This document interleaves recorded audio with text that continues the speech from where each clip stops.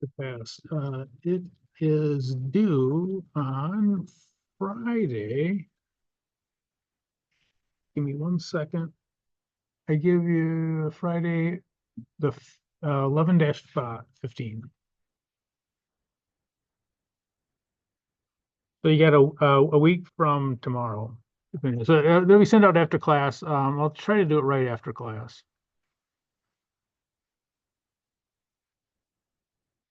We're going to finish classical sampling. I think I'm going to do that first, and then we'll start with the new stuff later on. But let me put up the classical sampling, the solutions to it. I know some of you've already turned it in.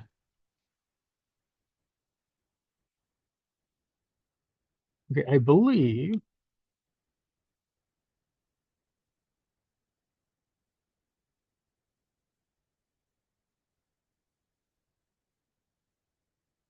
there's a better way to put this on the screen. I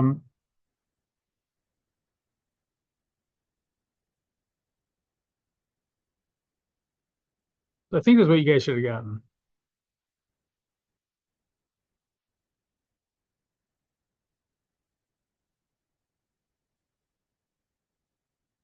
And if you have any questions on it, you can take a screenshot of that. If you have any questions on it, we can go over it. If you already turned it in, I haven't graded them yet. And by the way, if you have turned it in and you see a correction you have to make, um, you're free to turn it in again. As long you can always for homework and um, yeah, for like homework and coursework and that, you can always return it in. And I'll give you a higher grade for it. I'll put in the highest grade. You can't return in exams. Exams, once you turn them in, once I grade them, they're in. Now, if you turn in an exam and I haven't graded it, you can turn in another version of it, and um, I'll take the second version. But if it's already graded, then I can't take it again. So I'm going to send out the exam if as long as I haven't graded, and I usually wait until the due date to grade them. I just give everybody a chance to look it over and and make sure they have what they want in there. But anyway, so the exams you can't retake once they're graded, but everything else you can. You turn it in, and I would encourage you to if you missed some points on something, turn it back in and to get the full points. Any question on that? Okay. Well, any questions on the? You guys can't see what I'm doing. Still can't see what I'm doing. I can't. I lost my. There it is. I can't see what I'm doing. If you have any, do you have any questions on the classical sampling? So this is the second problem. This was the homework one.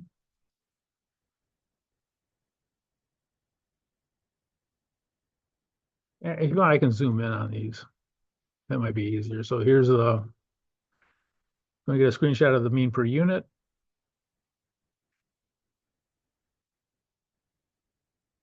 And here's the ratio estimation.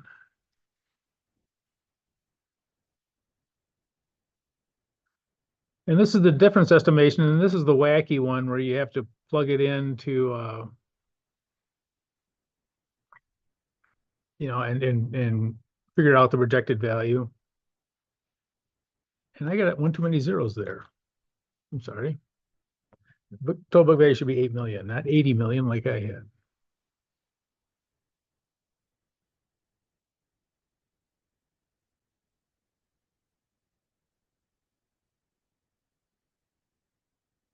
And these are all understated. Our projected value is more than the book value. So we're saying that all these are understated.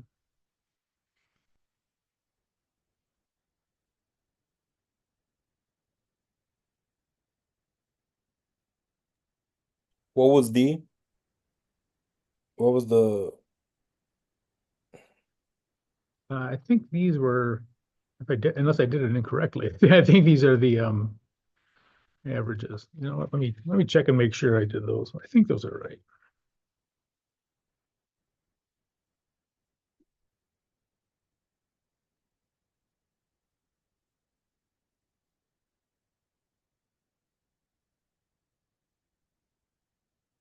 Did I give you guys the same version of this that I have?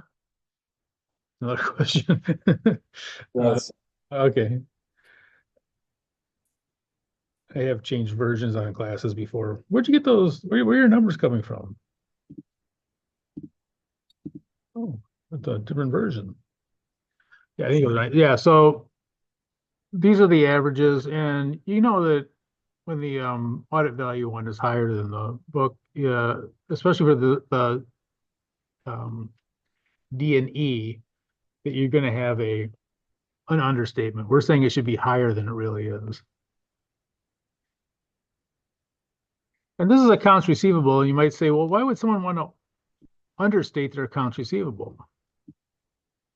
So accounts receivable, they usually go hand in hand with sales. So why would they want to understate their accounts receivable? You know, make it look like they're not as profitable as they are. Why would they want to do that?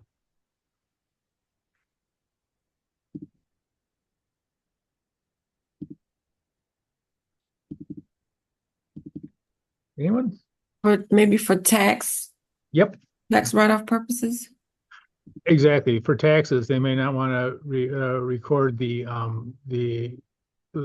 sales. So, you know, they may not want to record the sales for not only income taxes, they'd be more profit, you know, they have more profit, they have to pay more federal and state income tax, but also for sales taxes. And one of the big things that state auditors will look for are revenues because they tax revenues. And so understating revenues is a way to avoid also paying the sales taxes. You charge the customer the sales tax, but you don't pay it to the state. Okay. Yeah. So, and you know, like I say, it really depends on the company. Usually publicly traded companies, you don't run into that too often, but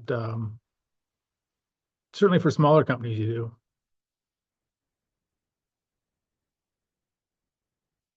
Okay. Let's go. Did we go through these? The number three? I We don't, didn't. we didn't? Okay. We did. No, we didn't. Okay, well, let's go through these. So we get these three different ways. Notice that we're using exactly the same, you know, data here. I got all this Zoom stuff blocking my, you know, these are exactly the same for all three of these, but they just come out with different numbers. And you say, well, which one do we use, right? I mean, you know, these are all, it depends on what the population is like. The mean per unit estimation, this is usually done when the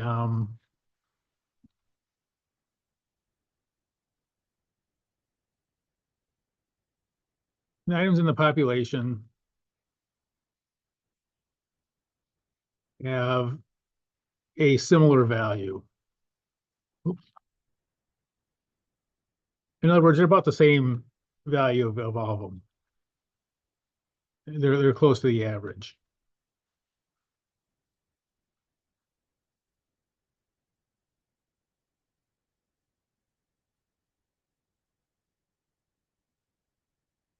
So if they are close to the same average, then yeah, the mean per unit is a good one to use. Mean per unit is very useful for it's not as useful for accounting, but they use it for a lot of things. Like if you wanted to these methods that we're using, these aren't exclusive to auditing. If you want to mean per unit, you could do that. If you want to know like the average weight of the ducks on a pond, you could go scoop up ducks, weigh them, you know, put them back in. But you know, you could do that because you know ducks are probably going to be close to the same weight. You know, they might vary a little bit, but they'll be close to the same weight. So it would be, you know, mean per unit is one that's used not as much for accounting or auditing, but for a lot of things, it's very common to use it. Okay, but if they are about the same, you know, if they are similar prices, similar values, then it's a good one to use. Ratio estimation is appropriate when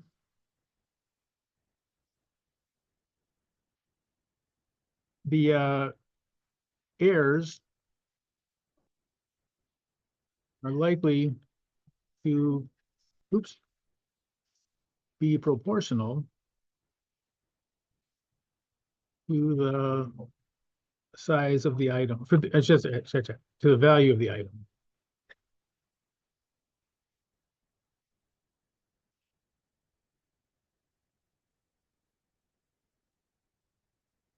I'm gonna put it a different way. Larger value items.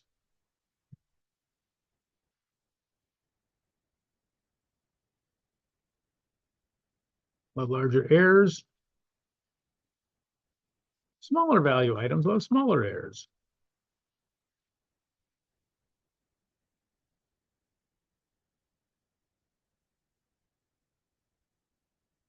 And I'll clean this up in a second.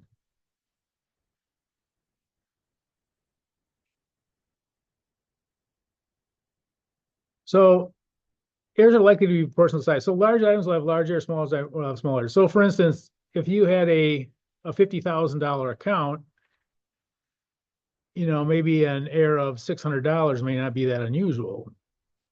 So $50,000 account and it's off by $600, that might not be unusual. However, if you had a $20 account and it was off by 600, that would probably be unusual. So ratio estimation, when I was auditing, this is one I think I used the most. It just says that the errors are usually proportional to the size of the item. And I think for a lot of things in business, you'll find that this is true. You have big accounts, small accounts, big accounts, big errors, small accounts, smaller errors.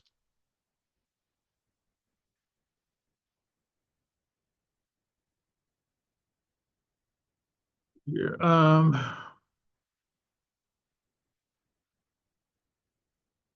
you guys, feel free to take screenshots of this too if you want. And you play along at home also. Take screenshots. Okay, difference estimation. Oops. Difference estimation is appropriate when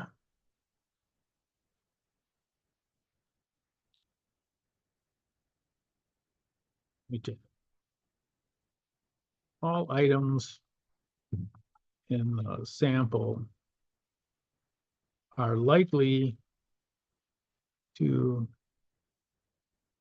have errors that are the same size.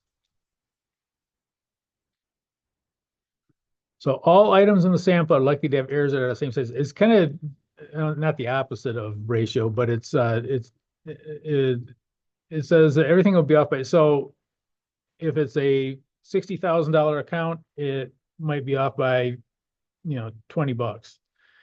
If it's a $50 account, it might be off by $20. Everything's off by the same amount. Maybe it's a handling fee. Maybe it's common for people to forget to put the $20 handling fee on a sales invoice. I mean, all sales are supposed to have a $20 handling fee, and that's often forgotten. So a lot of times the accounts are off by $20 because it's a common mistake not to have the handling fee put on. I don't think I've ever used this one. I mean, like there are times you would use it if it's likely that the error is the same for all of them, no matter what the size is.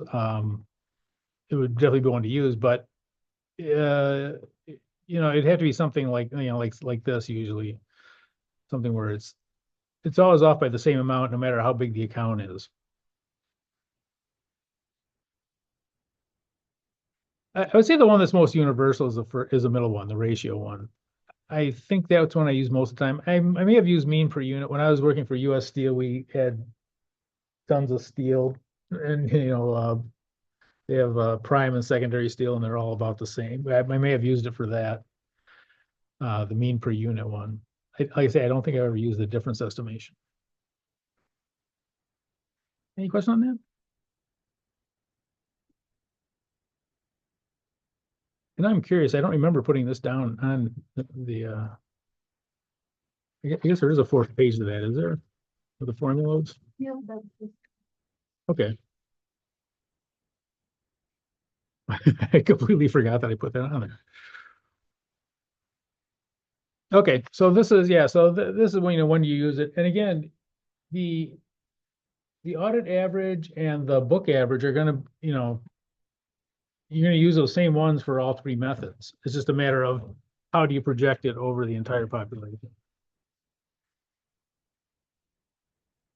Any question there? Okay. Well, hope you all got screenshots of that if you want it. Let me.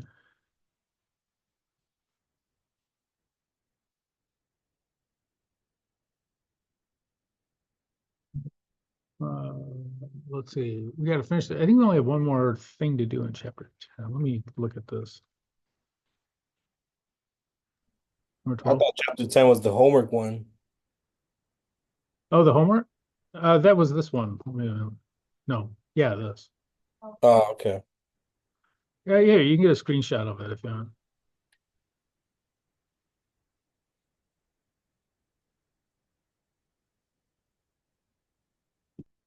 Oh, you know what? I know what I can do. Got it, Professor. Thank you. Okay. Yeah, and so this, and again, if you turned in, I believe these are right, but if let me know if they're not. I had a class that I put the wrong answer up for on Tuesday, and no one told me until after. But anyway,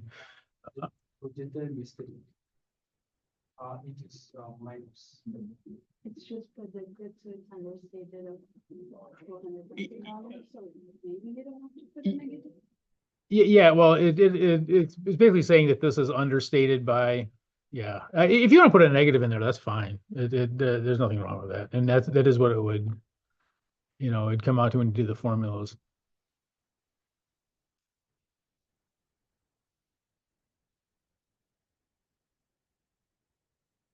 Yeah, so we're saying that it's understated. It should be more than what they have on their books. And again, that might come into play when they're trying to avoid taxes, both income taxes and sales taxes. They might they might understate their revenues and their accounts receivable.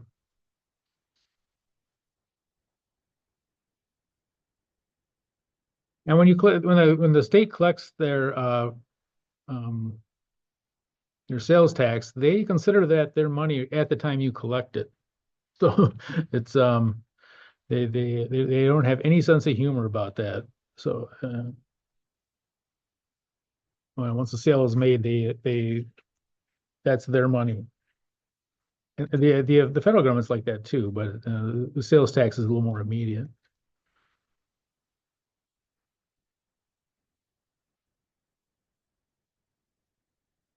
Okay, let me go to this one.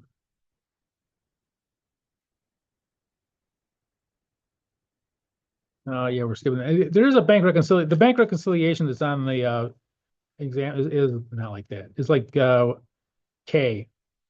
This is what will be on the exam. It'll be one like that. The first one, which isn't too bad. So, okay. Let's see here. Bank confirmation. Oh, I know there is one thing I want to talk about on this. Because I do put something like this on the exam. I do have something. I have a what happens if they violate a loan agreement?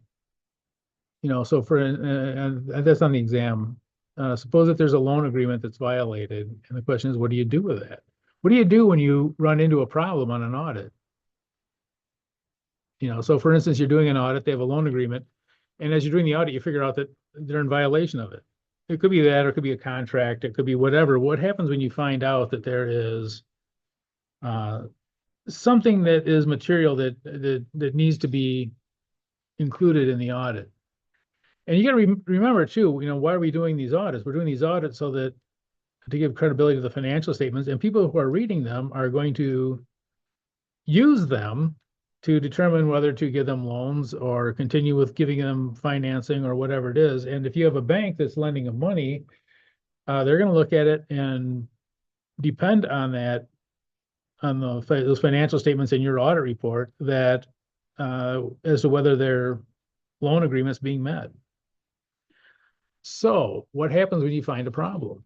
What do you do with it? Do you notify the bank that gave the loan? You wouldn't notify the bank directly. You would tell them that they probably need to notify the bank, because you're probably going to insist that they include. Well, first of all, correct if they have incorrect financial statements, you're going to insist they correct them. But also you probably insist that they disclose it in the footnotes, that it's disclosed that we're in violation of the bank agreement. And if they don't, you put it in the audit report. You put in the audit report that they are in violation. So they either can report it themselves, or if they don't, you give them an audit report that includes, that they're in violation of something. Like I say, it needs to be something that would be important, that someone would be relying on. For instance, if it was truly just not material, who would care? But if it is, if it does violate an agreement, or it is, someone reading the financial statements would be relying on it, on the audit report and the financial statements to see if they're in violation, that you must disclose that. And by the way, even if they put it in the footnotes, you can also put it even if you give them a clean audit because they disclosed it, you can also put it in the audit report, and you probably would. So anyway, on the exam, there is a loan agreement violation. What do you do with it? What kind of information do you have on it? And do your best with it. And it isn't a huge research thing or something.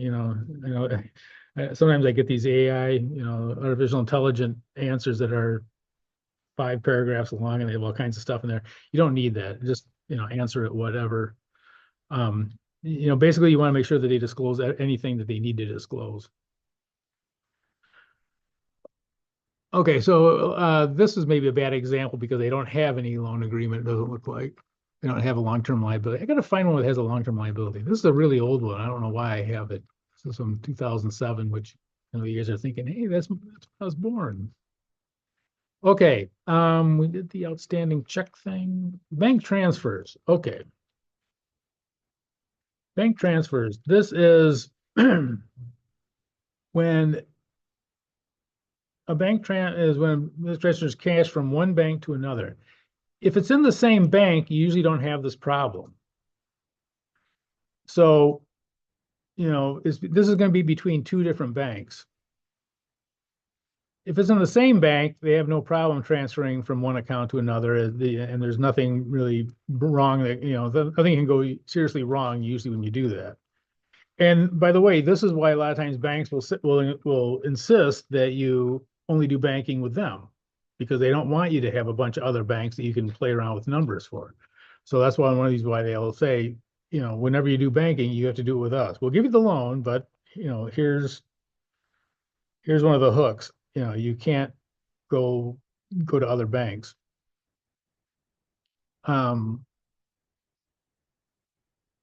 Okay. Yeah, and then there's reasons why they'll transfer from one account to another. One of the common ones is payroll. When you run your payroll, you'll make a deposit into the payroll account for exactly the same amount as the payroll. So, let's say that you have this.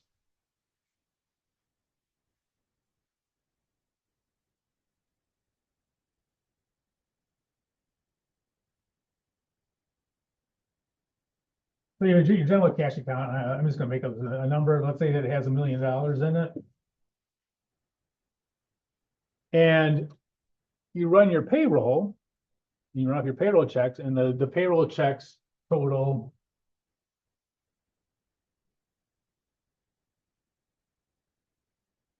$38,000. what you'll have is a payroll cash account.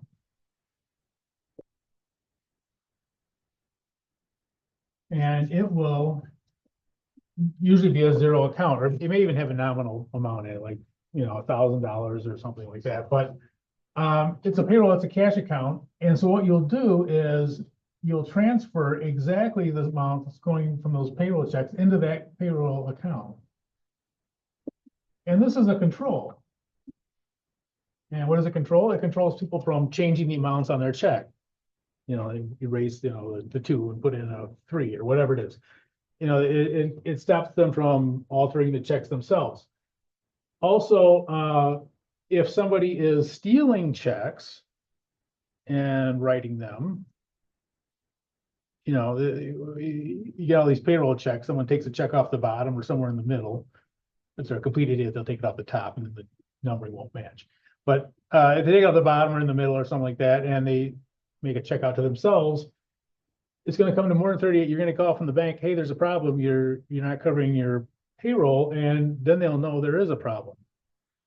So sometimes, it isn't that the bank transfers are always bad. This is a control.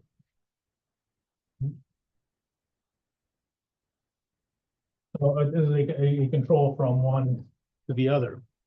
Now, the problem you have, though, is what if these are in 2 different banks?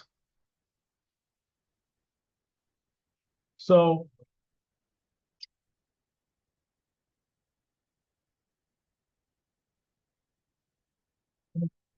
let's make this over another general cash account. So if this is bank 1 and this is bank 2,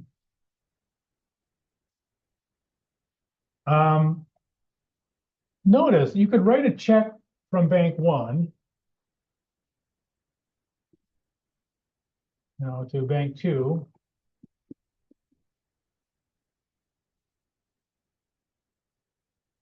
Bank 2 will know that there's a $10,000 check. Bank 1 won't know until it clears. So notice what you could do if you were so inclined. You could write a check for $10,000. It would magically appear in the bank 2 account. If you don't record it, it will look like you have an extra $10,000 because bank 2 is going to pick this up as a deposit. Bank 1 doesn't know about it at month end. If you do this on, say, December 31st. So bank 2 picks it up as a deposit. Bank 1 doesn't know anything about it. It hasn't cleared yet. It'll magically look like you now have $10,000 more than you really have. And so this is what kiting is. I think it's kind of like you're taking the same money and kind of flying it over this other account to make it look like there's more money than there really is. Now, again, there could be a valid reason why you're doing it. It could be a payroll account or something like that. But you have to be aware that it might not be. And the question is, how do we find it if it's not? It's not in the up and up. Okay. So kiting.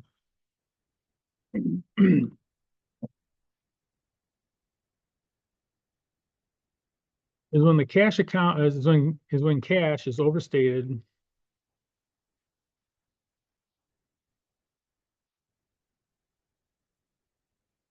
by writing a check one bank to another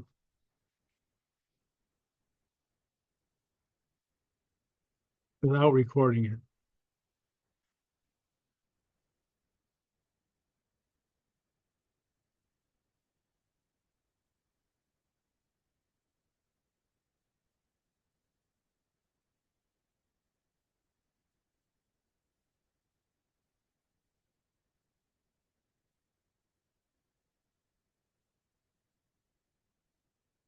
Okay.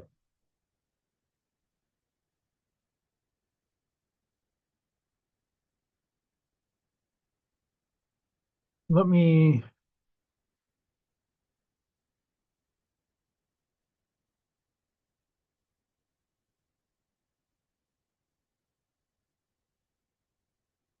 Okay, so the first one is, here's the criteria for a valid bank transfer. Wow. The journal entry must be made on the same date or before the deposit is made by the receiving bank. So you must make the journal entry before or at the same time as the check.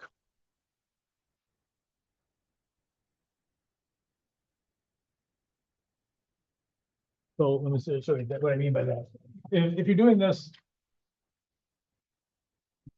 this is what this would look like. So let's say that you deposit a check in bank 2, and this is on December 31st, and you write it from bank 1. It would look like this. Your cash from bank 1. Am I on the board? I think I have the board. Okay, so this is bank 1. Would be going down by 10,000.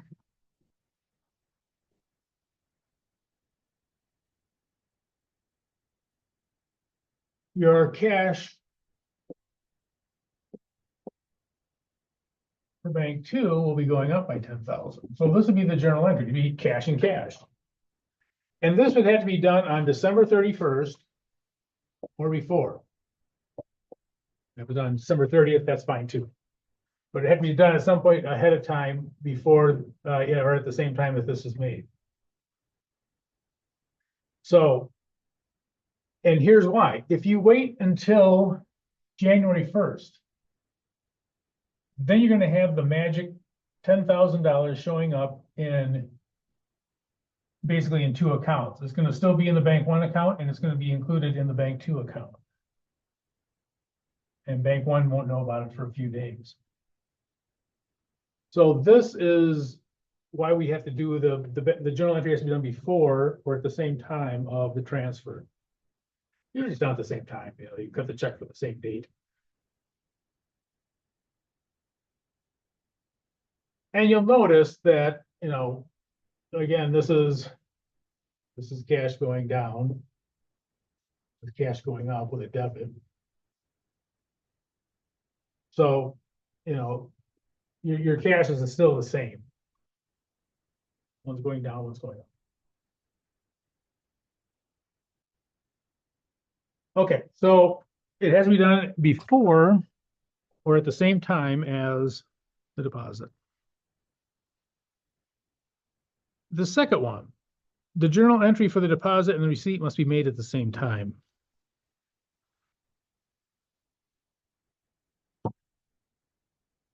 Okay, so the journal entry that we make has to have the same date on it.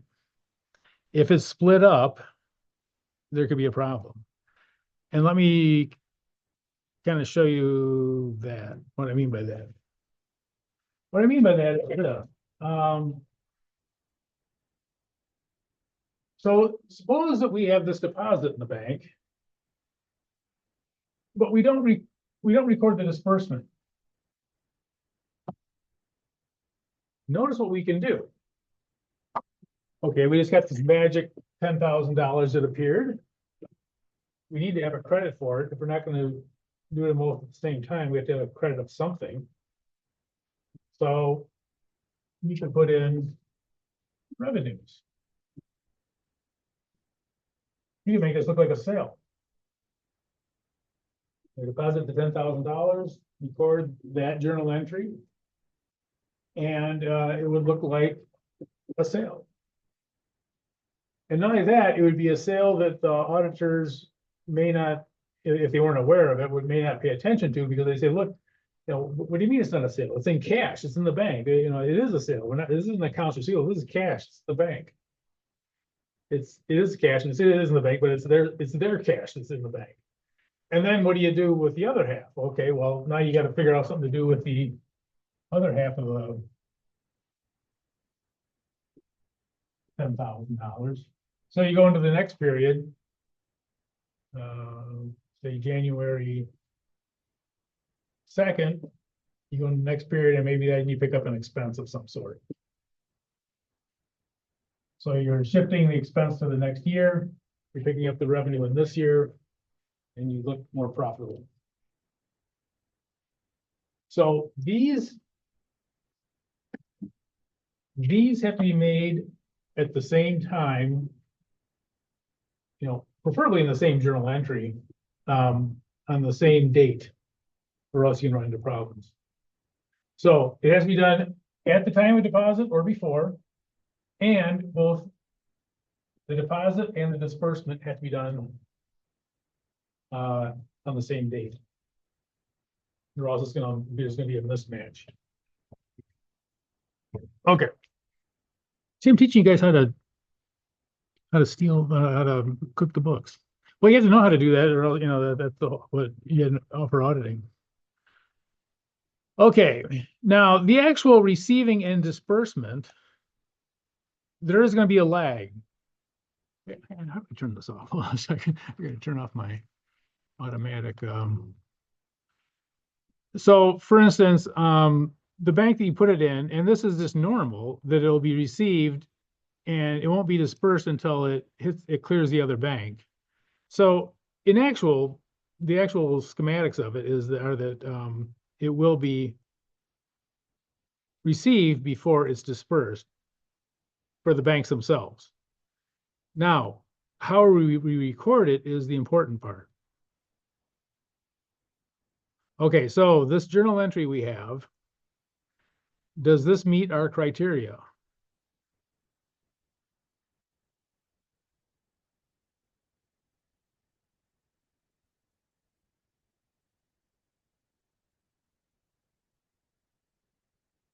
Is this a good, I'm trying to find out, how about that blue?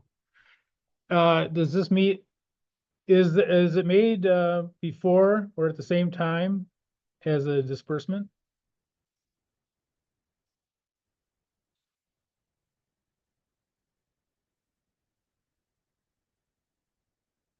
So yeah, it looks like we dispersed it. We gave it to the other bank on the 31st. So, and this was made on the 31st. And of course, my invisible arrow. I wonder who came up with the idea of making that light blue. It's like invisible. You can't see it.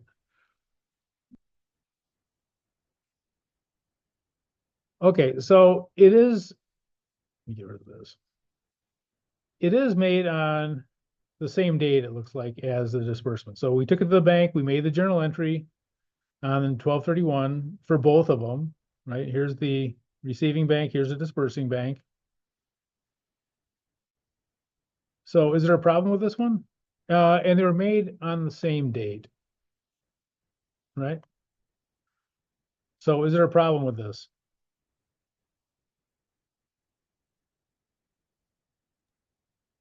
No. Nope. This is exactly what you want it to have happen. You want them to record it and I make that green. They're recorded. Put it in here. One at the same time, and they usually will be at the same time. It could be before, but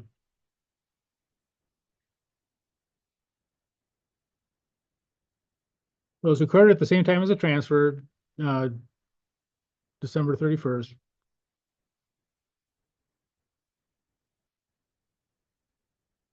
And two,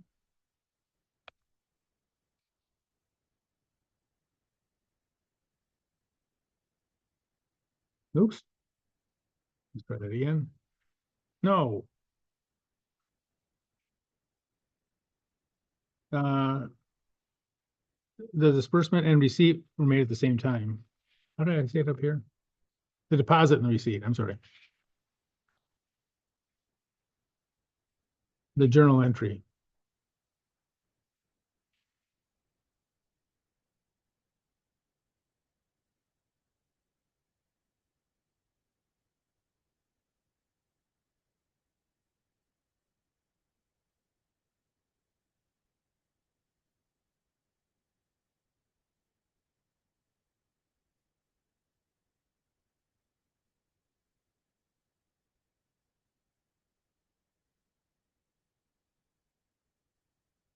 I should clean this one up. The journal entry.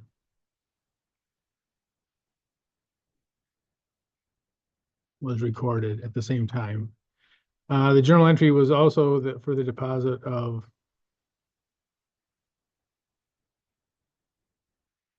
for both the deposit and the receipt. You know, here's the receiving, this will be the deposit.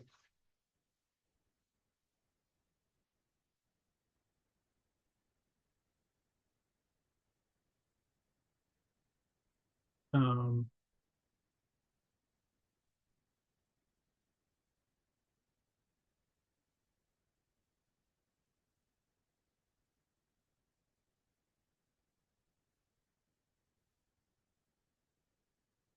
you know what? This is wrong.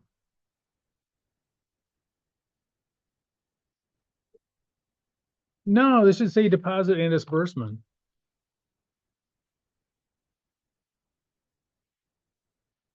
That is any insult to injury. I spelled disbursement wrong. Um, change this. Change this to disbursement.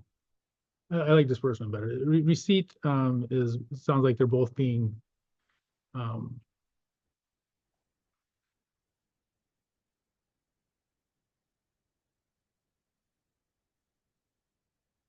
so the first one's correct. When it's received by the bank, the receiving, it should be done at that same time as that one. These two should be together. The receiving and the disbursement should be made at the same time. The deposit and the disbursement should be on the same date, the journal entry for it. Change that receipt to disbursement if you would. I'll highlight that.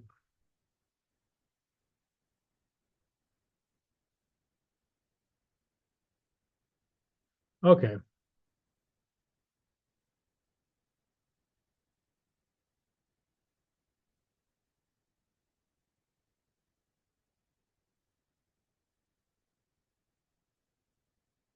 Change it here too.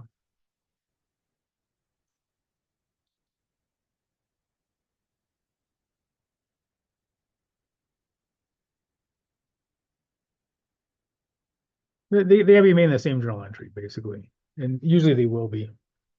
But certainly they should be made on the same date. Okay.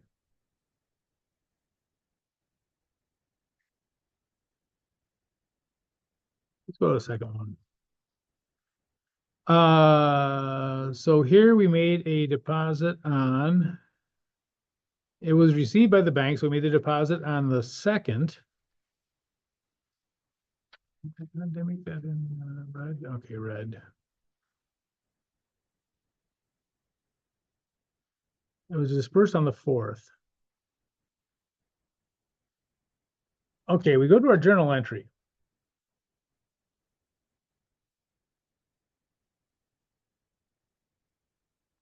The journal entry was made on 12/31.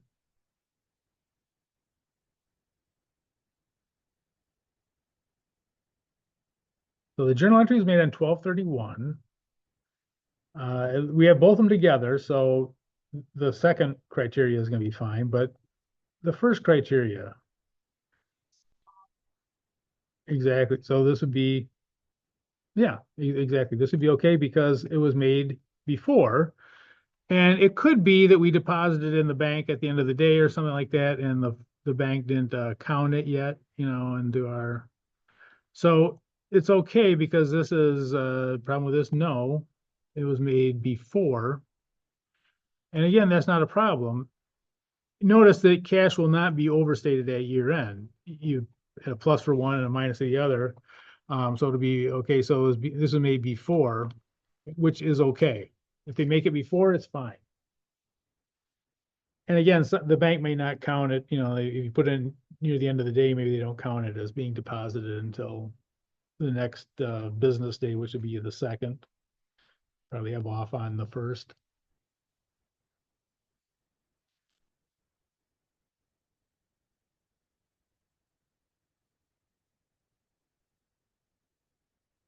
Okay, oops.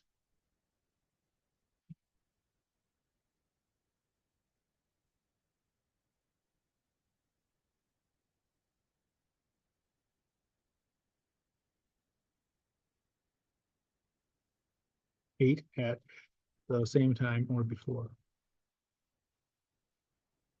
In this case, it's before.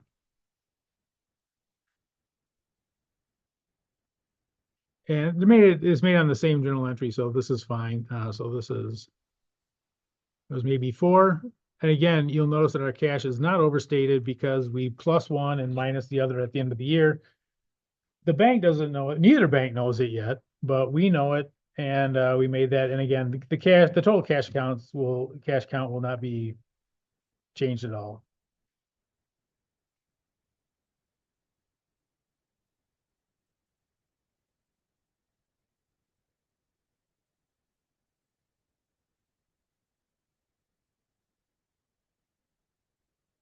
Okay, so far you're saying, oh, these are pretty boring. Number 3 isn't boring, so quit saying that. What going on to number 3? Okay, this is the problem. This is a classic kiting. Notice at year end,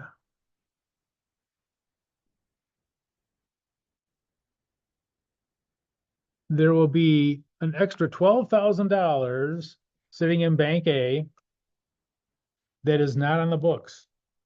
Now, it could be covering for a loss. It could be put in there for some other reason. Maybe they had some kind of someone stole the money and was trying to cover it.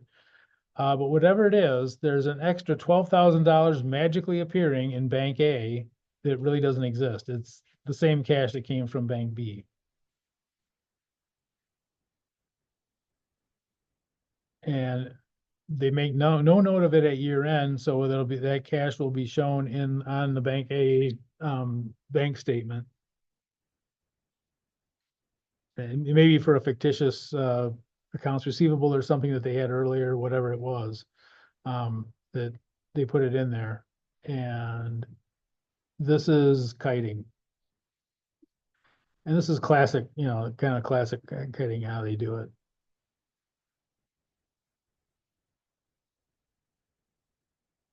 Question on that? And again, it's because of the, okay, so it's a problem. Yes, this is a problem.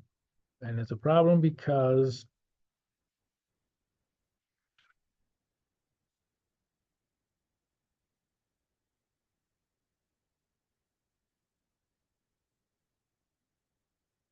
journal entry is made after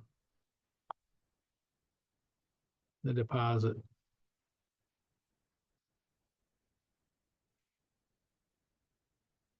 And this is going to show that there's $12,000 that just magically appears in that account.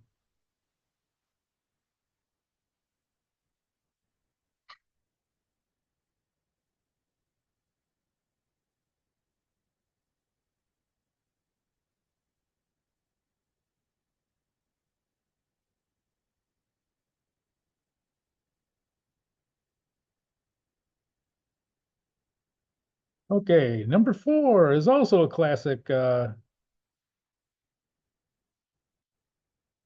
kiting journal entry. This is when you're trying to make your sales look better at year end. Now, the first one you say, oh, okay, well, this is good. It's made at the same time, right? The problem is it's split up. And it's not split up on the same date.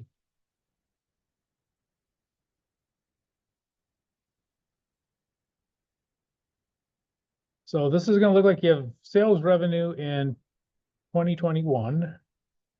I got to update these dates. So,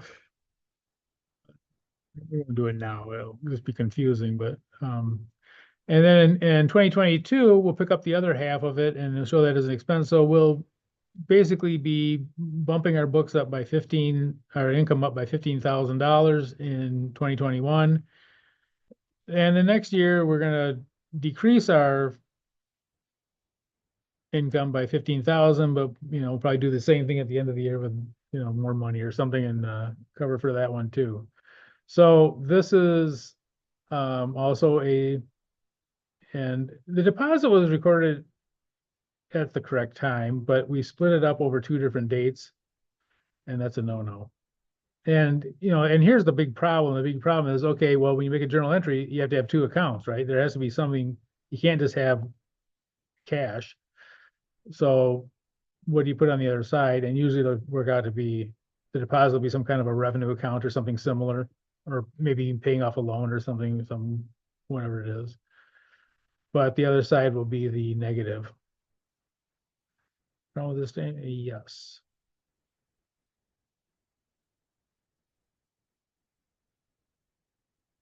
Why? The receipt and disbursement are made on 2 different days. Scratch it. The journal entries.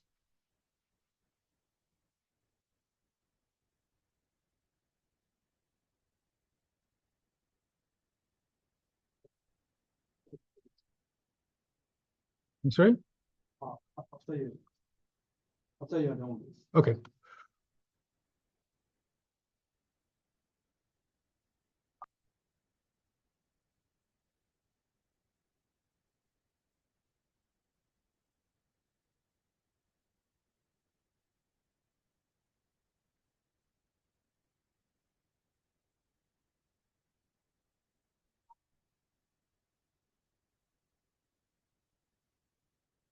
Yeah, receipt would be disbursed, deposit.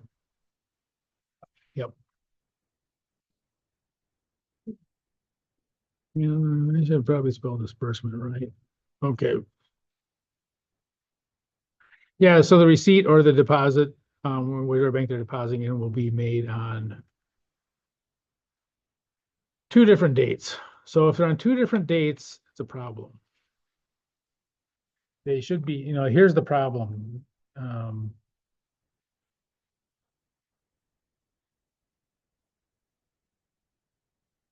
These have to be on the same date. So they have to be on the same date and yeah, and it has to be either made before or at the same time. And you'll notice that this one is made after. And again, this is kind of a classic kiting, where you may you bump up revenues or something like that, or maybe reduce liabilities of some sort, whatever it is. It could be any number of things. Okay, you asked for number 2? Yeah, so number 2, we actually made both of them, but now both of these were made before. So if they're both made at the same time or before, it's okay, but they have to be made together. If they're not made together, if they're not made on the same date, that can be a problem. And often, oftentimes it is kind of a kiting thing. So, this could be, like say they pick up revenue, but on here they could have other expense, or they could say that they're paying off a loan. They could also make that look like it's being something good happening. So yeah, they have to be made on the same date. This isn't nearly as much of a problem as it was in the past. Virtually all the banks will tell you that you will make sure that you only do banking with them, and through the credit checks and stuff, they can see that. And also the bank clearings are so fast now, and oftentimes they will require transfers to be electronic, which means they're immediate from one to the other. So a lot of this is not as much of a problem as it used to be. When I was going through school, there was they used to do all the clearing was basically, they bundle up the checks and send them in. There was a little town in Colorado that would get mail once a week. And there was only about 200 or 300 people in the town. There was a bank there that had billions in cash, because so many companies used that bank because the float time was something like 2 weeks. They could write a check to pay somebody and the check wouldn't be collected for 2 weeks. So, that's a really long time, and, that's not allowed anymore. But it was kind of funny because it was like one of the biggest banks in the country, and it was in a town that, had 200 or 300 people. Okay, question, there's one of these on the test. Okay, well, we can turn that in and I will check that in today in class. Let's take a break. And when we come back, what should we cover? Maybe we'll jump into, let's change it up a little bit. Let's do the,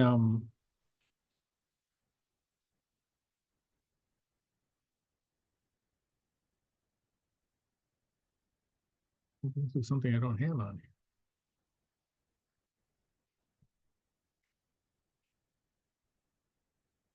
here. I gotta send out the email for you guys, you guys playing along at home. Okay, let's go ahead and take a break. We'll be back at, I'll put it on the board here. I'll be back, what time is it? 6:58. So you'll be back at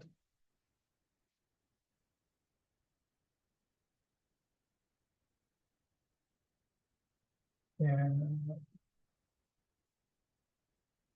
7:08. And we will start in on the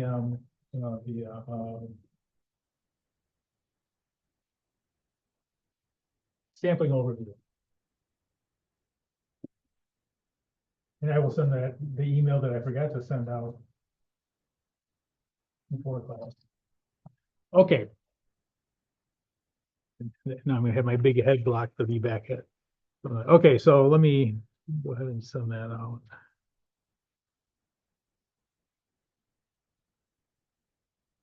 Uh-oh.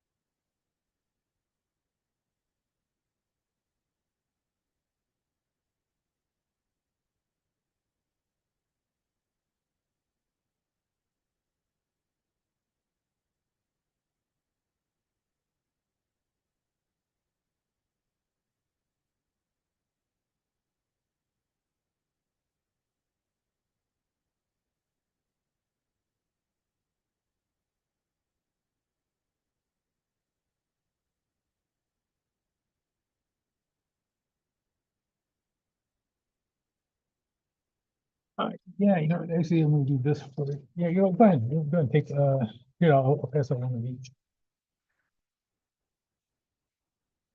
Yep.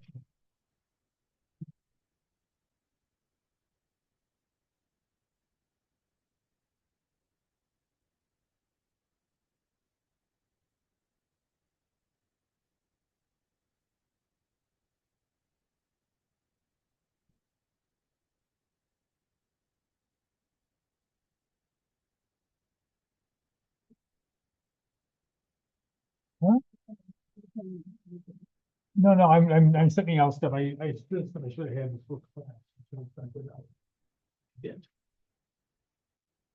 I don't know, the classes have only met for this one session. I'm sorry? No, this isn't on the Zoom session. But it could be. I mean, there's nothing. The only reason I don't have it in the Zoom session is because I have the Yeah. the thing that I'm blocking probably. It's probably gonna be due on Friday, 11.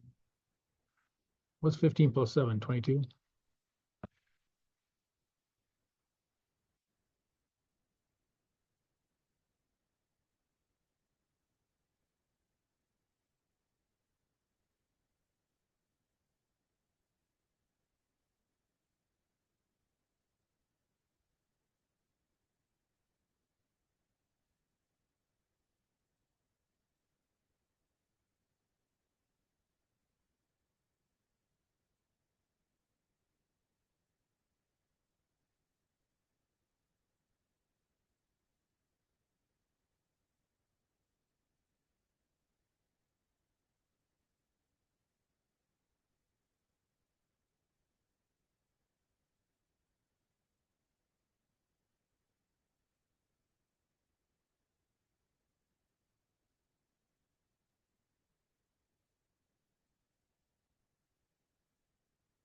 What did I do? I'm going to do the submission details, limited attempts, highest grade.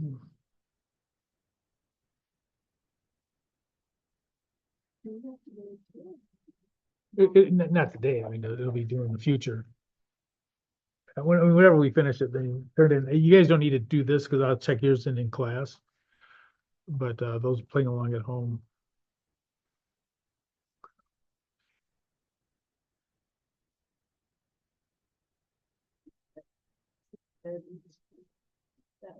Mm.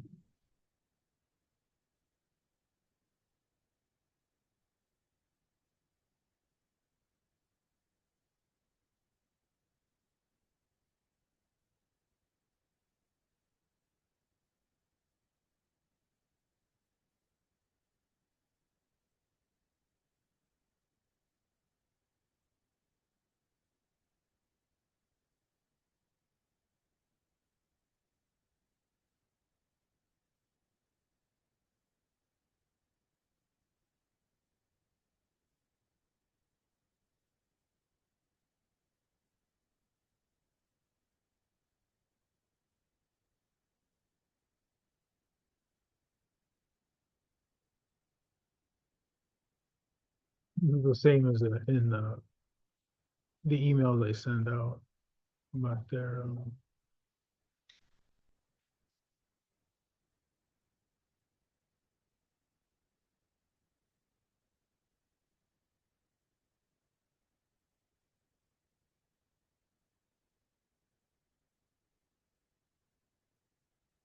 okay. You know what? I'm gonna change it up again. We have a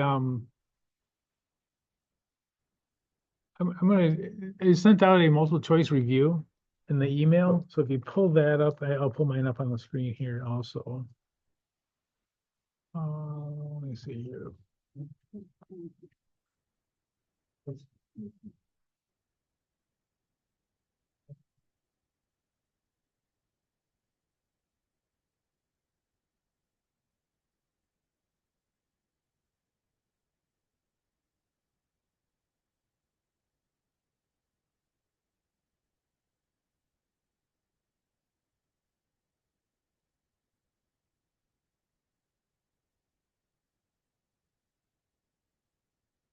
Okay, let me share my screen. Give me 1 second here. So I sent out the multiple choice. And in class, we'll just kind of go through these and go through and see if you can figure out, these are actual CPA questions. And, do your best with them. And for you playing along at home, I got to do something different. I got to stop sharing first.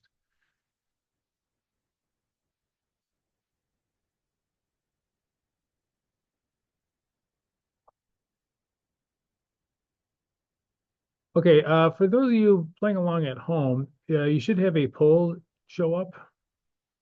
And it's 1 through 10, but let me do something here.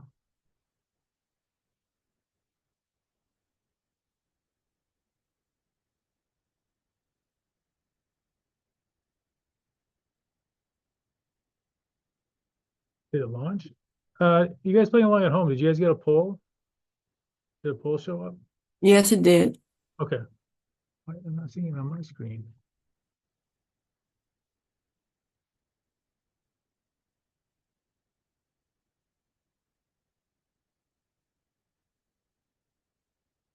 So anyway, for those of you at home, there's only 5 questions on it. So for number 6 through, it's not gonna, I don't think it'll let you submit it without doing 6 through 10. So just put it, you can put in anything, but I think there's a no answer or no question answer, something like that. I can't remember. But so only 1 through 5 will be what we're looking at.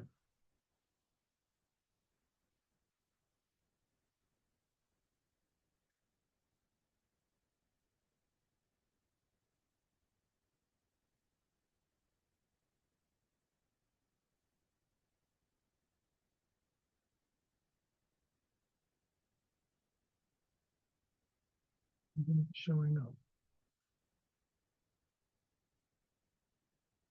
Oh, here it is.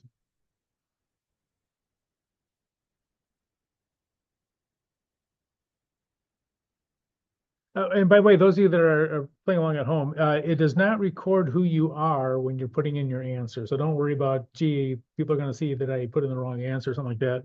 It's done anonymously, and people in the classroom don't see it either. They'll see that this is filling in, but they won't see who's putting in what.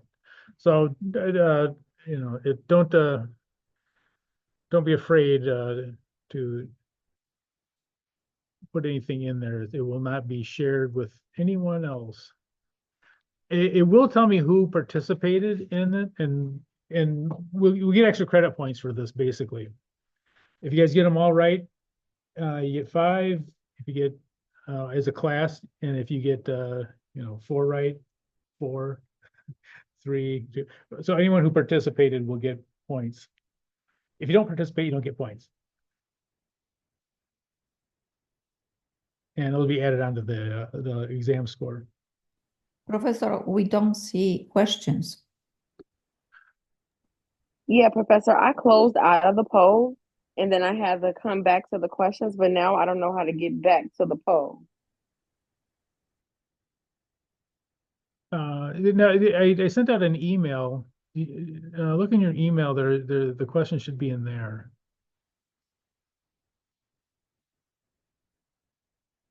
Let me see if I can. Gotcha. Okay.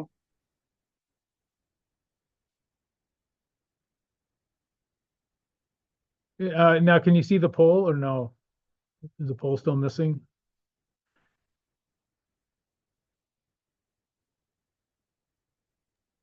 I see you. You got it? Okay. No, I only see you. I don't see the poll. I'm sorry. Oh, you don't see the poll? I can.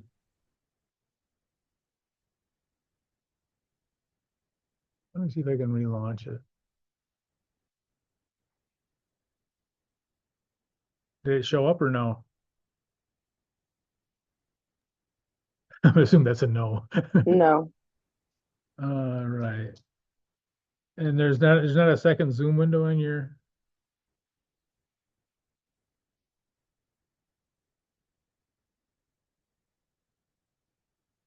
I tell you what, it just as a you can put it in chat. How about that? You can put it in a private chat to me if you want. That's another way to do it. Gotcha, I'll do that. Okay, yeah, I apologize. I'm not sure why it disappeared on my screen for a second there too. I clicked on poll and it came back up, but I don't know if you guys have that on yours. Do you guys have poll quizzes on the bottom of the screen or no? I'm gonna assume that's a no. I have the poll. Oh, okay. All right. Yes. Well, for me, the poll stays on Zoom. You can't switch out. That's the only way it works. So how the professor was showing the questions on the screen, I couldn't pull up the document personally, so I just had to do it through the Zoom.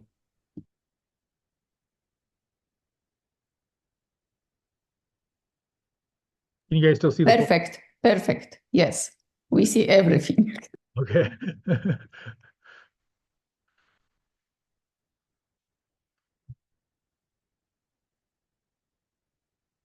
I started doing these like 4 years ago. You think I'd be better at it? Well, you know what it is too, though. I have to use the school one here at school. I have my own Zoom account, which I got everything kind of set up for at home. So I should be getting more familiar with the school Zoom account. It's a little bit different.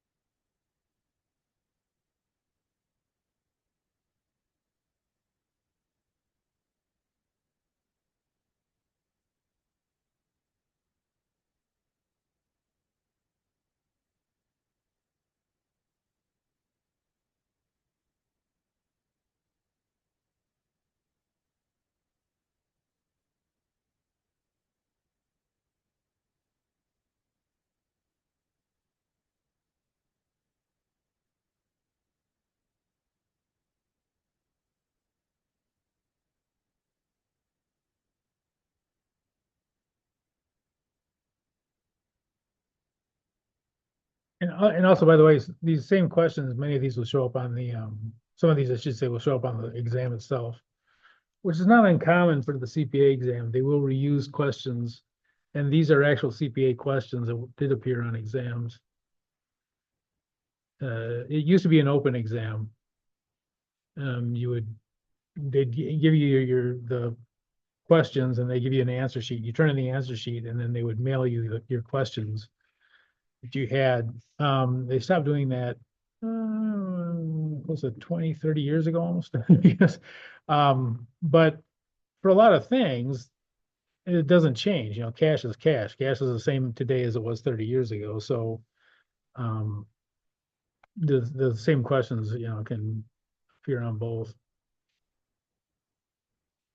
The actual audit steps really haven't changed too much.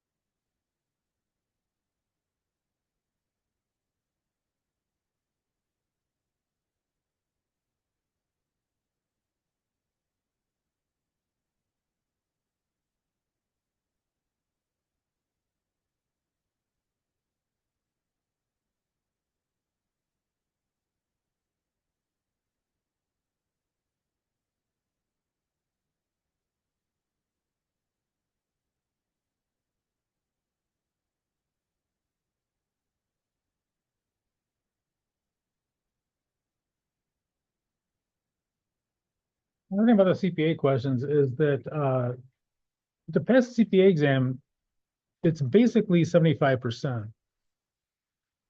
So if you know, in a regular class, if you got 75%, you'd be bumming. On a CPA exam, that is the best score. 75% will get you through. So,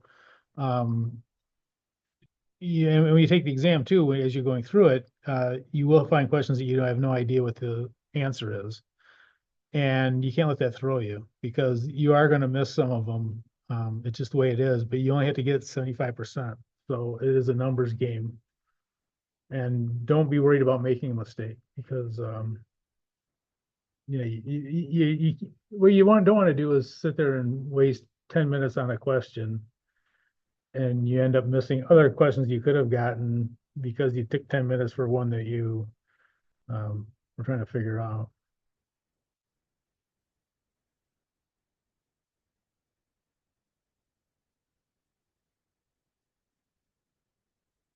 You guys done?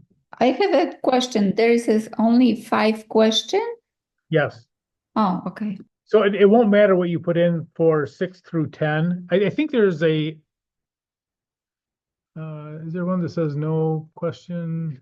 Yeah, there's an answer that says no question. You can click on it. You can also just click on anything. So 6 through 10, you can click, those of you on Zoom, you can put anything in for those. I'm not sure why it makes you fill in all 10 of them, but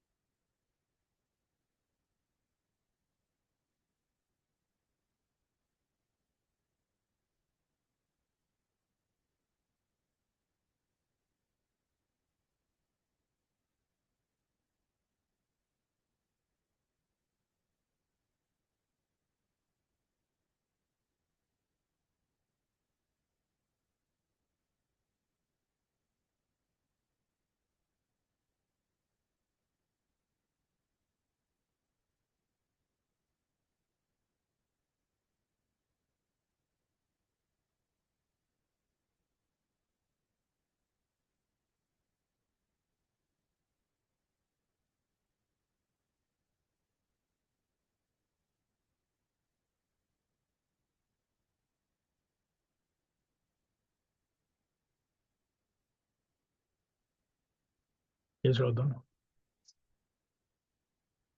You guys get for the first one.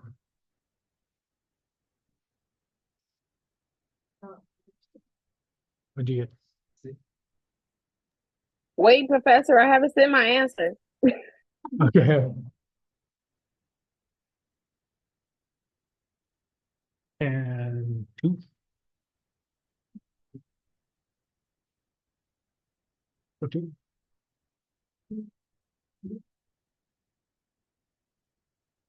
3.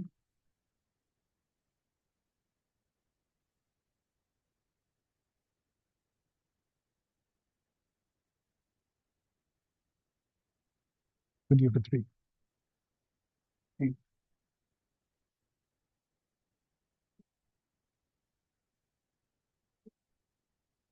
Which one? Okay.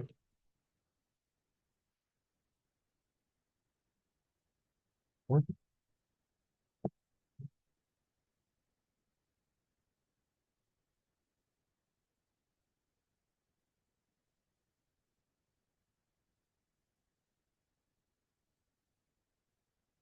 You get for 4.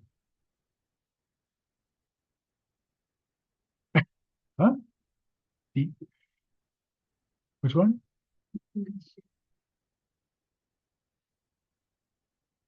How about 5? 5? Which one? 5, yeah.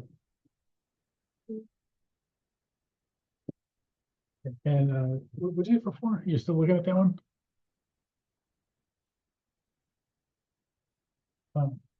Which one? Hey, which one did you get? Oh, you're right. Okay. Okay, I'll have to do a little bit of ciphering here between the two. Okay, let's see. Anyone in Zoom still working on it? I'm working on on number 5. Okay, very good.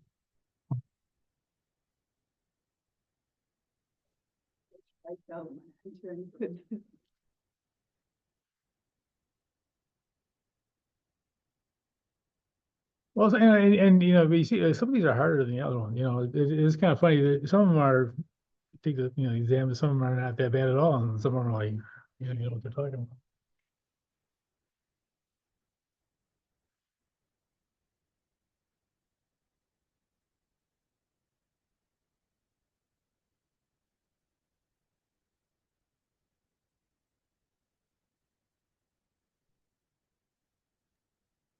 Done. Okay.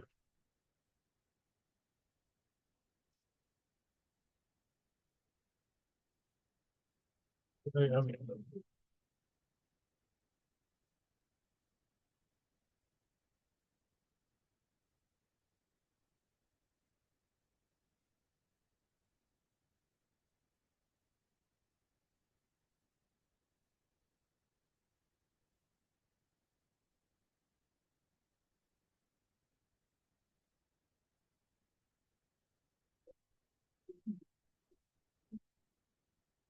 I don't know if you can see the chat. Really? Sharing that particular Word document. Yeah, it's Do you share your like whole screen or is it just? I don't know. Professor, did you get my chat since I couldn't do the poll? Yes. Got it. Thank you. Okay, is there anyone else? Is there anyone else working on it? I don't want to close it if I'm done. All good here, Professor. okay. Anyone not anyone who's still working on it? Okay, I'll end it and I'm going to share it, but just know that there's also we have about half of them in the classroom too, so I'll have to figure out where we're at on this. Okay, so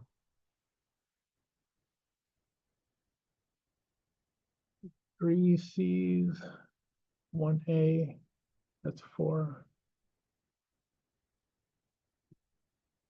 Two A's and 3 B's. For the first one. I'm sorry?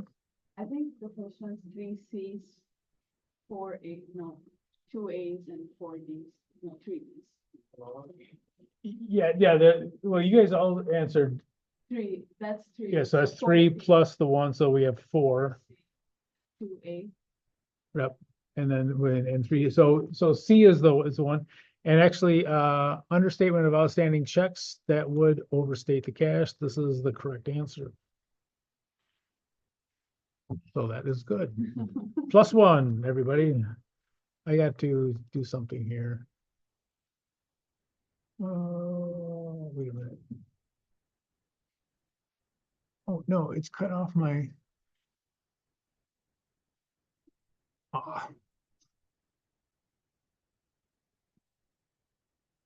Okay. All right. So +1. Yay. Okay, let's go to the second one. Okay. Guiding. Yes. +2. Let's go to 3. 3 is, we got 3 A's, 4 A's. We got, okay, so it's NBA, and let's see. The outstanding checks, yeah, cut off bank statement. We actually did that in the handout. We got the cut off bank statement. That's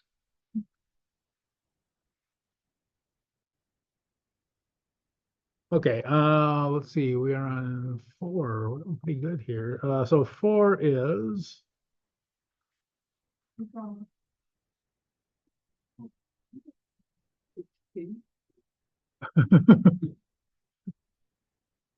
I was in a class one time and the teacher says, "Hey, everyone got the quiz right. Everyone in the class got good." He said, "Well, one person did, but everyone else got it." Mark Taylor? Like, oh, you gotta be kidding. I don't want to mess it. Well, so far you got four. Okay, so now the really tough one. We got two A's. We got three B's, four B's. Looks like B's are gonna be it. We got a C and a D, two C's or two D's. Okay, so wait, two. So B's are the answer. Okay, and this is in B is the.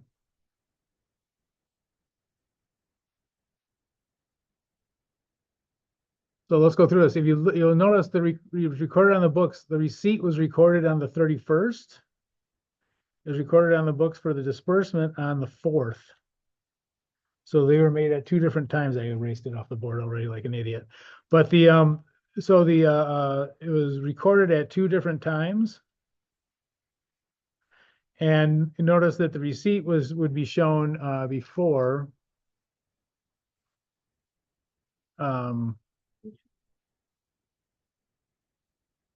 before the disbursement. So B it's that they're not made at the same time. And you notice these other ones are made at the same time. The recorded in the books, those should be at the same time. And when they're not, there's a problem. And that's what it means. Okay, very good. 5 out of 5. And by the way, this is why it's a good idea to have study partners.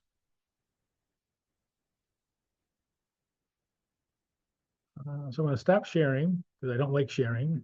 And I'm going to download this.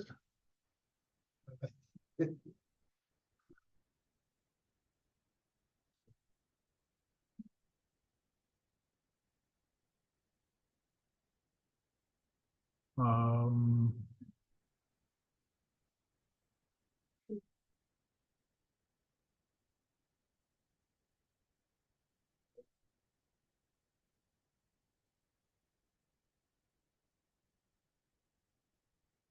I have to do something here. I just want to copy it. It's not gonna let me copy it. I don't want to copy a download link. What is eh.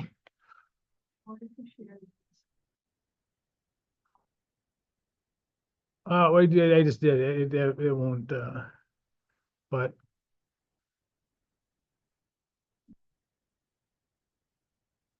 downloads. Copy. Isn't this fun watching me learn how to use a computer? It's just okay, so let's see. So this is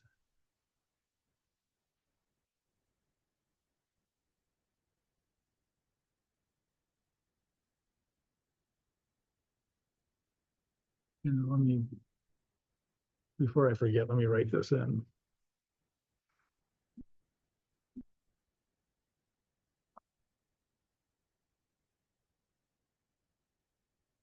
And multiple choice. Okay, let me do one more thing.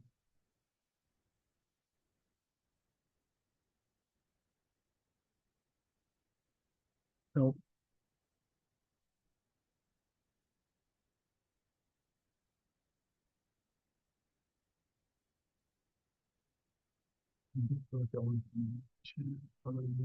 Okay. All right. You know what? Let's call it a night. Let's see here.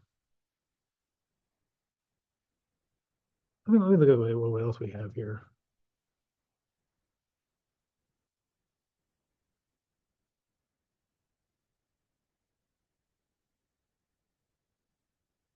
You know what, I'm sorry, let's not call it a night. Try to toy with your emotions. Let's go ahead and take a look at, let me see if I want to do the sampling overview. Let's do the sampling overview. This is we'll get through a little bit of this. Let's do a couple pages of it, just to get going on the next thing here. So anyway, I'll send out the exams after class for you guys. I will actually, I have printed out ones that you can take with you. You can also we'll also send them to you. All right, so let's see here. Okay, purpose of sampling. We already talked about this, but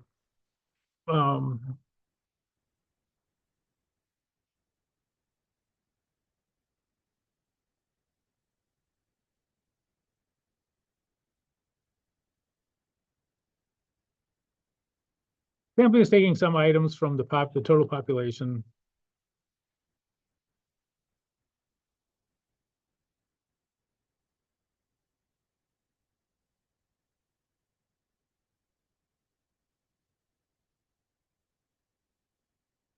And projecting the results over the entire population.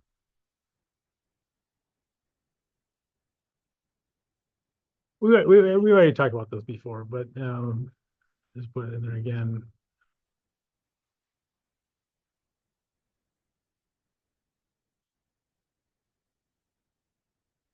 So sampling is taking some of the items from the total population and projecting them over the entire population.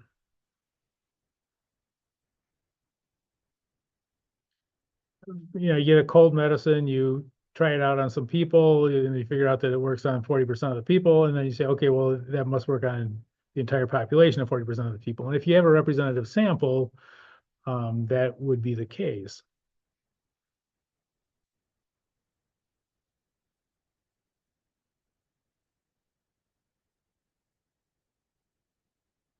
And again, you're projecting it over the total, so it's, you know, I think I showed it like this before. You know, you take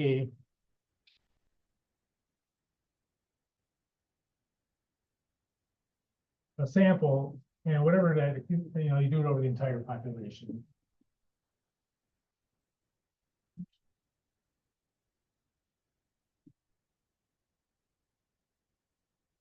So whatever it is. And so that's the whole idea behind sampling. Sometimes we do it, and we do it because it's more efficient a lot of times, but sometimes we do it because it's impossible. Like, you know, medicine, you can't take 8 billion people and give them all the medicine, you know, it's impossible.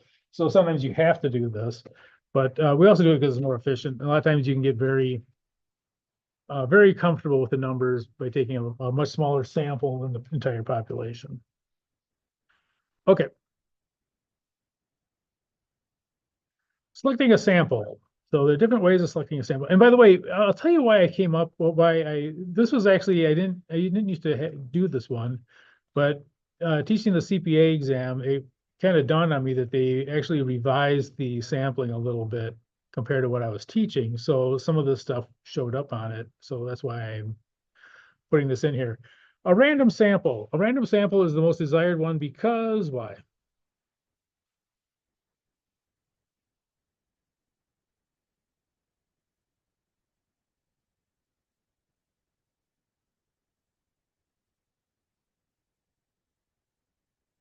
It is unbiased.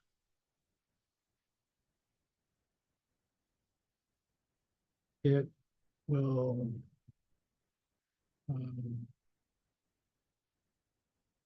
provide the best estimate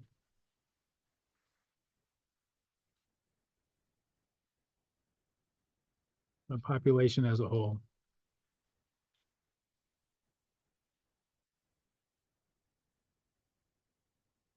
Okay, so random sample, you guys, I'm sure in your stats class, you guys talk about this.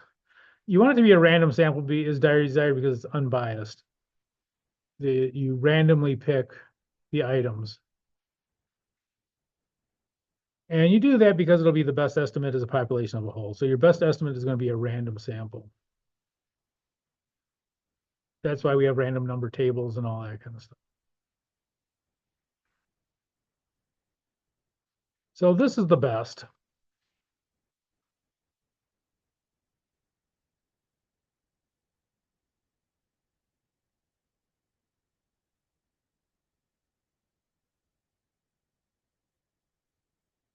Systematic selection. This is the second best. Tell you what it is. Actually, I'll give you an example of what it is. It's really easier to, It's random sampling like, is it accurate? is it what, what? It's like, is it accurate, like, when you select, random or something? Yeah, definitely. Anyone who works with statistics, yeah, like actuaries, definitely they do. You know, and there are different groups. And yeah, but actually, and you bring up a very interesting point. When you talk about things like insurance and stuff like that, you know, you wonder why you have two insurance companies and you know, you get auto insurance from one place and it's way different than from a different place. It depends on which population they put you in a lot of times. You know, if they put you in with the 20 to 23-year-olds, you'll get a different rate than if they put you in with the 23 to 28-year-olds. You know, so whatever population that they're using for their insurance, you know, actuaries and all that kind of stuff, whichever population they're using, it'll make a difference where what they're estimating. One of the things we have you can join the Institute of Managerial Accountants, and accountants were not crazy people usually. So like if you get auto insurance and you're a member of the Institute of Managerial Accountants, and you can get it as a student, I think it's $25 or something like that a year. But it can actually, if you're paying insurance on a car, it can cut it quite a bit because now they take you out of the wild, crazy young person driving around. They put you in with us boring accountants, and you know the population that you're in is a lower risk. So, but yeah, it depends on what population they put you in. Okay, systematic selection. It's easier just to give an example of this rather than kind of explain what it is. Is when you systematically pick something. So, for instance,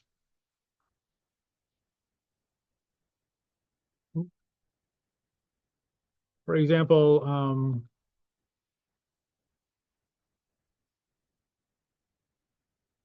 choosing every 10th item.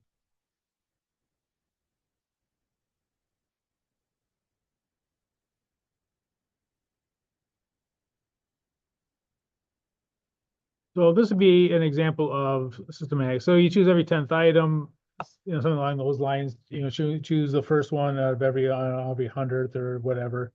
You may have a random start. Maybe you start at 3. So you take number 3, you take number 13, 23, 33, all that. So choosing an example every 10th item. The problem with this is you might run into is if there is a reoccurring problem that is not one of the ones you pick. So let's say that there's a recurring problem for number 6, and you're doing every 10th item, you go, you know, 10, 20, 30, whatever.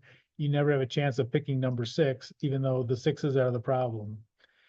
It's a low risk, but it is a possible one there. So choosing every 10th item is probably systematic is probably the second best. Haphazard selection. Oh, and by the way, I want to put something else up for these two. These are repeatable.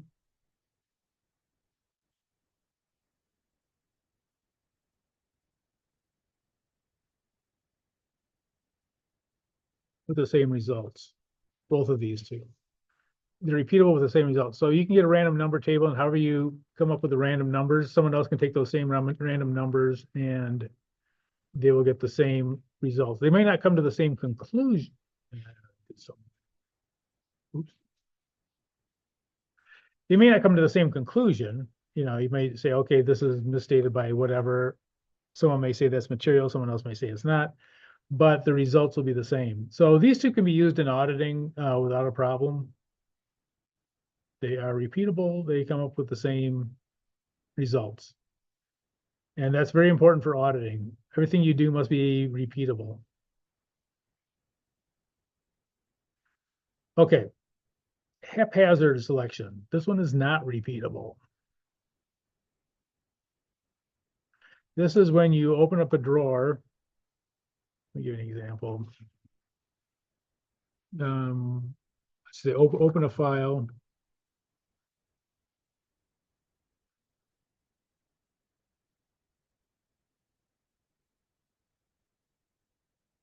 And randomly select, and I shouldn't say randomly,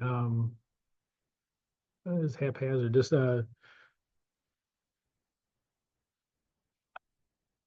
blindly take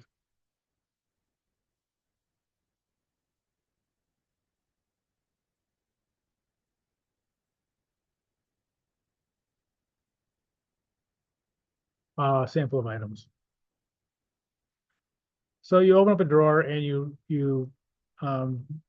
close your eyes and you pull up, you take 10 items out of it. Now the problem is someone else comes to that same file cabinet, closes their eyes, they might pull up 10 different items. So it's not repeatable.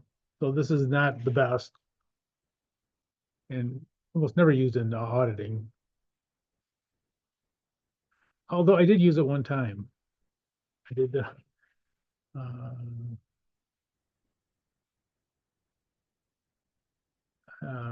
yeah, there was one time I had to use it. It's not the best situation.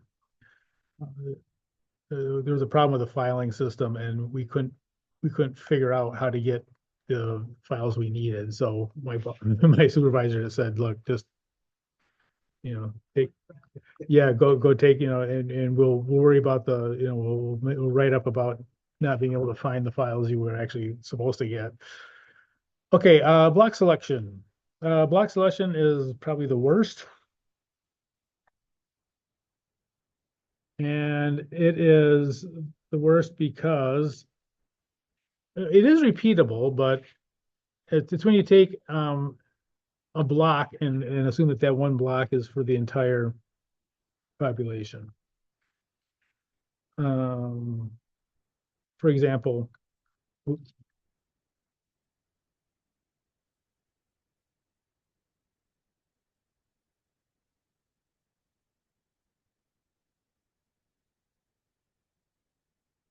The October sales, we project sales for the entire year.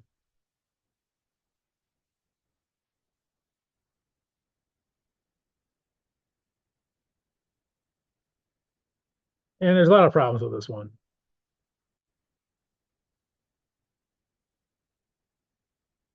No, the two main ones. First of all,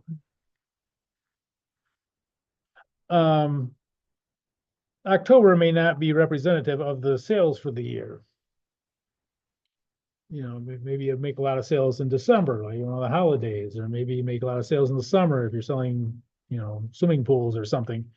So a lot of times it won't be a very good representation of the sample. It also ignores that there might be problems, there might be, for instance, fraud or something that exists in other months. Notice, a lot of times frauds happen in December because it's the end of the year and people want to make themselves look better or whatever. If you're doing your testing in October, you have no chance of finding the December fraud. So this is the worst way. The old saying that block sampling's for blockheads. I don't know if we need to get personal about it, but generally this is not the best way to do it. So it's when you take a block and say that that's for the entire population. I think it's on stratification. I think it's on the next page, isn't it? We'll do this one, then we'll call it a day. Okay. So stratification.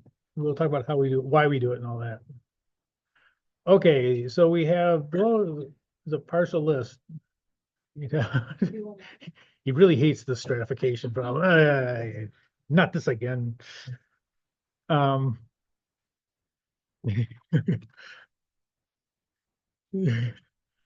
right, so there's a partial list, and we got these 10 items, the first 10 items here, and the question is, of these 10 items, which of these accounts receivable would be the most important for the auditor to verify? So if you're looking at this, you have this list of items, which ones would probably be the ones you'd really want to look at? Yeah. 6. Yep, 6, yeah, 5, 6. and two. And notice, that you look at these numbers and now, this is almost $1 million worth of accounts.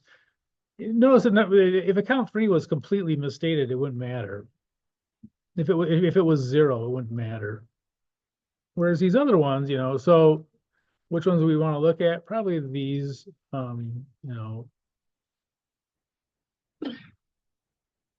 probably what's 2, 5, and 6. Those are the biggest ones.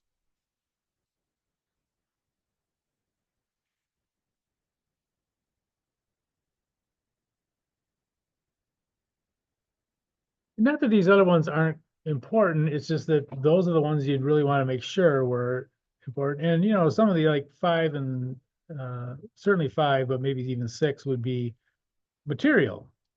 That someone could judge that to be material to the overall. Um, so you definitely want to look at the larger one. B is kind of a funny one. Which one would be most likely to be fraud? 6. Yeah, it is kind of weird, but people who commit frauds a lot of times will do it in nice big round numbers. There's a good video called All the Pretty Horses. Have you guys seen it? All the Pretty Horses. It was about this lady who ran some small town in, I don't know if it was Moline or what. I should Do you go. mean all the Queen's horses? Yeah, yeah, All the Pretty Horses. And Rita Cromwell from Dixon, Illinois. oh yeah, yeah, could be. Yeah, Dixon. Yeah, she embezzled hundreds of thousands, like literally like half the budget of the town. And she bought show horses and stuff. I mean, like not like 5 of them, but like 50, and then she carted them all over, and she had all these and she was living like, you know, and it was kind of unusual, and that she was traveling so much that usually people who do fraud, they don't travel very much. They try to stick there to. She went all over the country. She was known all over for these horses. But anyway, uh, yeah, when they show like what she did, and she'd be transferring money, and it would be like nice big round numbers, 325,000, 300,000. Usually you don't see transactions for nice big round numbers, but she did it for years. Okay, so stratification of the sample. So stratification of the sample is this, that you will stratify the sample as far as their dollar amount. So for example, you might say that for items,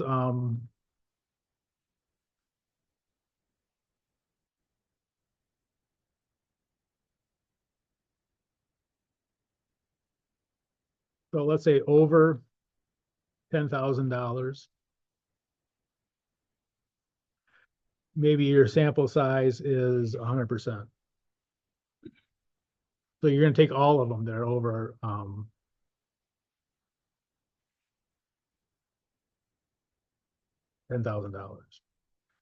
Items that are between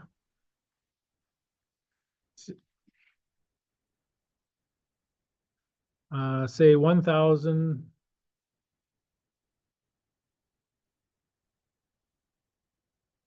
to 10,000.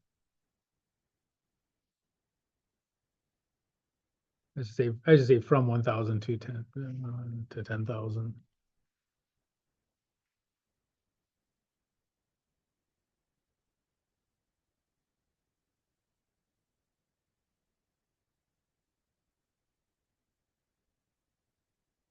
Yeah, all the pretty horses.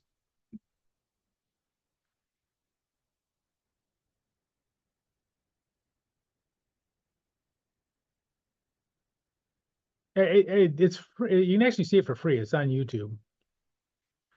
So let's say for 1,000 to 10,000, a smaller amount, not 100%, but maybe I don't know, 20% of these. And then items that are under 1,000.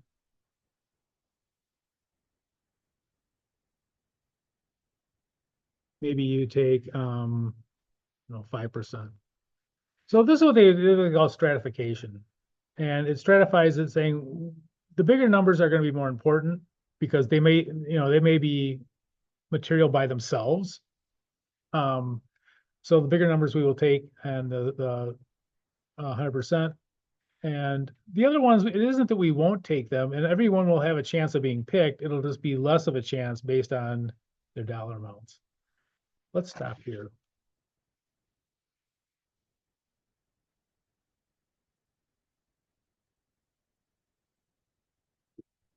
Okay, so I am going to send out for those of you playing along at home, I'm going to send out the Chapter 10 exam, and I'll send it to you guys too, in the classroom. But I'll also give you guys a hard copy of it if you want to take that.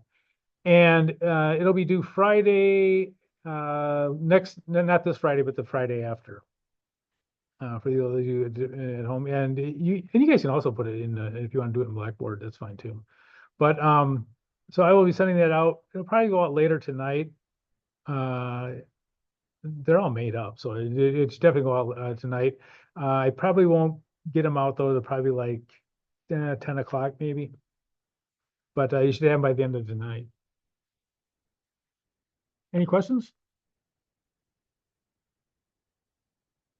Everyone had enough? No question, Professor. No questions, Professor. Don't say anything. Don't say anything. All right. I'll see you guys later. Good night. Thank you. Good night. Thank you, Professor. Have a good night. Have a good night, Thank you, everybody. Professor. Have a good night, everyone. Good night. Good night.